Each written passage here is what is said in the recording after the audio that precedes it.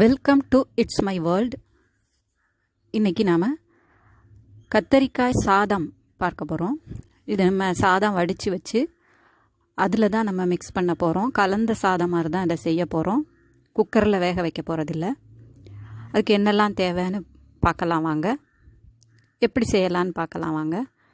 வடித்த சாதம் 3 கப் அல்லது 4 கப். நம்ம செய்கிறது 4 கப் அளவுக்கு விரவறத்துக்கு வரும். நான் இங்கே 3 கப்பு போதும் எடுத்து வச்சுருக்கிறேன். அந்த சாதத்தில் நம்ம நல்லெண்ணெயை ஊற்றி வச்சிட்டோம் அப்படின்னா அது அப்படியே உதிரியாக இருக்கும். ஒரு பெரிய வெங்காயம், 2 தக்காளி, மீடியம் சைஸ் தக்காளி, அப்புறம் ஹோல் மசாலா என்னெல்லாம் இருக்கோ அதெல்லாம் எடுத்துக்கலாம். ஏலக்காய், பட்டை, கிராம்பு, பெருஞ்சீரகம், அதாவது சோம்பு, இதெல்லாம் எடுத்துக்கலாம்.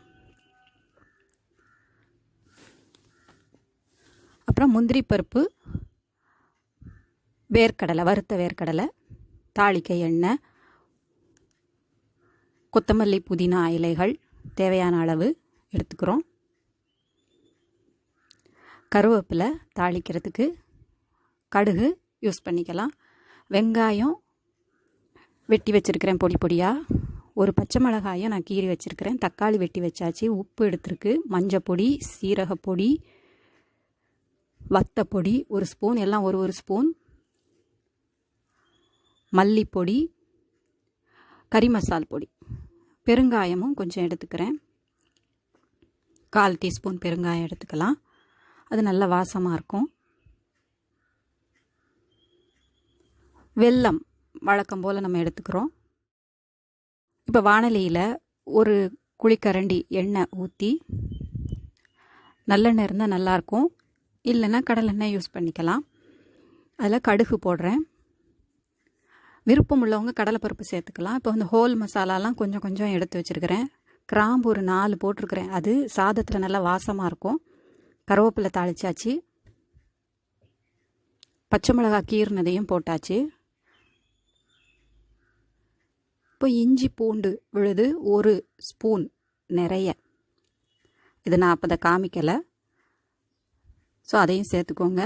இது ரொம்ப முக்கியம். இப்போ முந்திரி பருப்பு, வேர்க்கடலை, பச்சை வேர்க்கடலை இருந்தால் கூட கொஞ்சம் நேரம் வதக்கிக்கோங்க. வறுத்த வேர்க்கடலை இருந்தால் அது உடனே ரெடி ஆகிரும். இப்போ இதில் வெங்காயம் சேர்த்துக்கிறோம், பொடியாக நறுக்குனது. இது கொஞ்சம் வதங்கினோடனே, ரொம்ப வதங்க வேண்டிய அவசியம் இல்லை, ஏன்னா கத்திரிக்காயும் சேர்த்து தான் நம்ம வதக்க போகிறோம். ஓரளவு வதங்கினதும்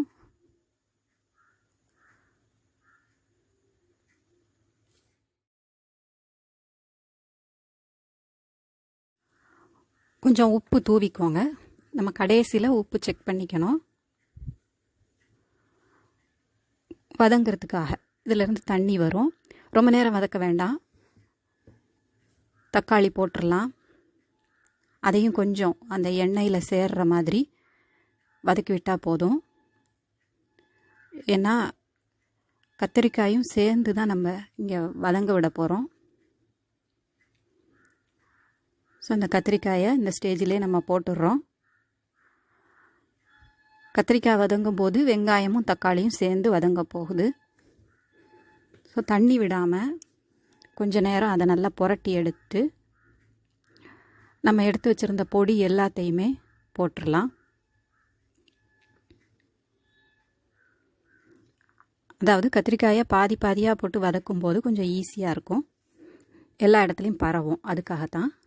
இப்போ நம்ம பொடிகள் எல்லாத்தையும் போட்டுட்டோம். போட்டு அதையும் நல்லா கலந்து வதக்கி விட்டுட்டு மசாலா எல்லா இடத்துலையும் படுற மாதிரி கலந்துக்கோங்க.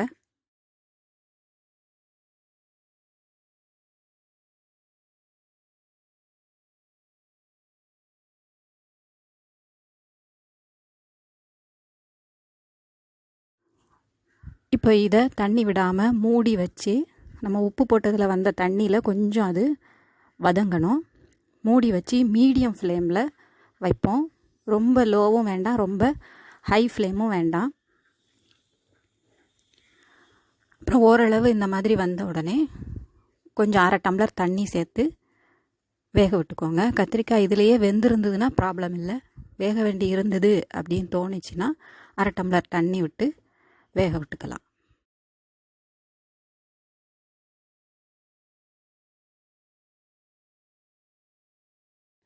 கத்திரிக்காய் வேகணும் அப்படின்னு உங்களுக்கு தேவைப்பட்டுச்சுன்னா 1/2 டம்ளர் தண்ணி விட்டு கொஞ்சம் வேக விடலாம். அது ஓரளவு வற்றி வரும்போது கத்திரிக்காய் வெந்துருச்சான்னு பார்த்துட்டு அடுப்பு ஆஃப் பண்ணிடலாம்.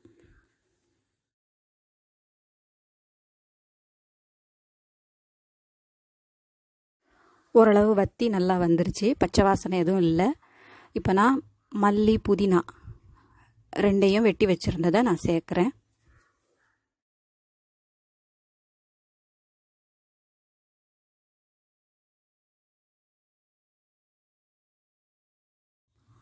கத்திரிக்காய் சாதத்துக்கு கலவை ரெடி ஆயிடுச்சு.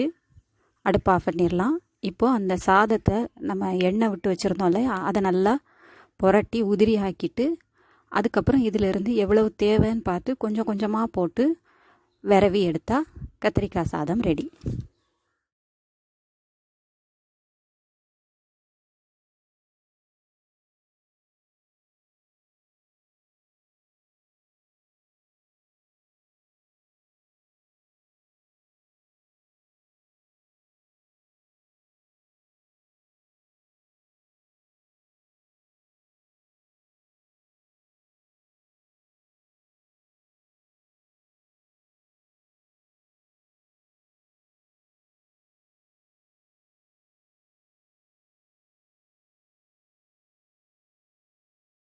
நான் வச்சுருந்தது 3 கப் அப்படிங்கிறதுனால இவ்வளோ மிச்சம் ஆயிருக்கு. 4 கப் எடுத்தால் ஃபுல்லாக காலி ஆயிரும். கத்திரிக்காய் சாதம் தயாராகிருச்சு. செஞ்சு பார்த்து உங்கள் கமெண்ட் சொல்லுங்கள். பிடிச்சிருந்தா லைக் பண்ணுங்கள், ஷேர் பண்ணுங்கள், சப்ஸ்கிரைப் பண்ணுங்கள். சப்ஸ்கிரைப் பண்ணால் உங்களுக்கு நன்றி. வணக்கம். Take care.